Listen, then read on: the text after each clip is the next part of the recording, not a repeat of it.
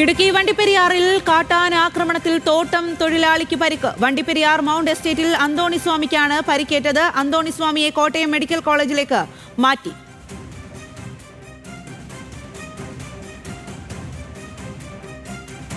വിവരങ്ങളുമായി ഇടുക്കിയിൽ നിന്നും ആൽവിൻ തോമസ് ആണ് നമുക്കൊപ്പം ചേരുന്നത്. ആൽവിൻ, എപ്പോഴാണ് ഈ ഒരു പരിക്ക് ഏറ്റത്, ആക്രമണം ഉണ്ടായിരിക്കുന്നത്? നിലവിൽ അന്തോണിസ്വാമിയുടെ ആരോഗ്യനില ഏത് രീതിയിലാണ്?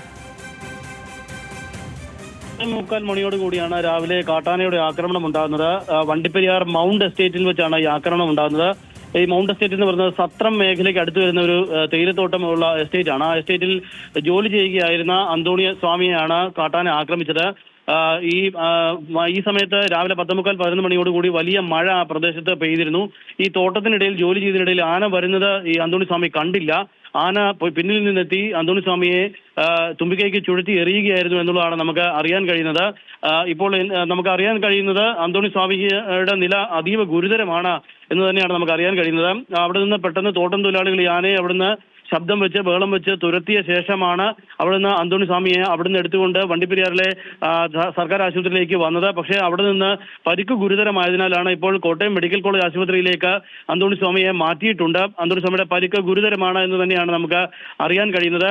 തുമ്പിക്കൈക്ക് തട്ടിയിട്ട ശേഷം പിന്നീട് ചുഴറ്റി എറിയുകയായിരുന്നു എന്നുള്ളതാണ് നമുക്ക് അറിയാൻ കഴിയുന്നത്. ഈ രാവിലെ 11 മണിയോട് സമയത്താണ് ഈ സംഭവം ഉണ്ടാകുന്നത്. ആ സമയത്ത് ഇവിടെ കനത്ത മഴയായിരുന്നതിനാൽ ഈ കാട്ടാന ഈ പ്രദേശത്ത് വന്നത് അവർ കണ്ടില്ല. ഒപ്പമുണ്ടായിരുന്ന തോട്ടം തൊഴിലാളികൾ ഈ ബഹളം കേട്ടാണ് പിന്നീട് കാട്ടാനയെ തുരത്തിയ ശേഷമാണ് അവിടെ നിന്ന് അന്തോണിസ്വാമിയെ എടുത്ത് ആശുപത്രിയിലേക്ക് കൊണ്ടുപോകുന്നത്. കഴിഞ്ഞ കുറച്ച് ദിവസങ്ങളായി ഈ പ്രദേശങ്ങളിലൊക്കെയും കാട്ടാന ഉണ്ട് എന്നുള്ളത് നാട്ടുകാരും തോട്ടം തൊഴിലാളികളും പറയുന്നുണ്ട്. സത്രത്തിനോട് ചേർന്നുള്ള മൗണ്ട് എസ്റ്റേറ്റിലാണ് ഈ ആക്രമണം ഉണ്ടായിട്ടുള്ളത്. കഴിഞ്ഞ കുറച്ച് ദിവസങ്ങളായി കാട്ടാന ഇവിടെ വലിയ തോതിൽ ശല്യം ഉണ്ടാക്കുന്നു എന്നുള്ളത് വനംവകുപ്പ് അധികൃതരോട് നാട്ടുകാരും അതോടൊപ്പം തന്നെ ഈ തോട്ടം തൊഴിലാളികളായിട്ടുള്ള ആളുകളും പറഞ്ഞിരുന്നു.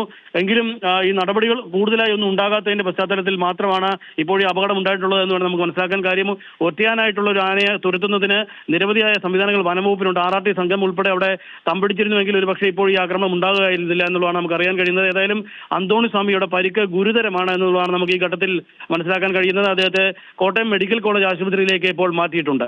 സ്വാതി. ശരി ആൽവിൻ.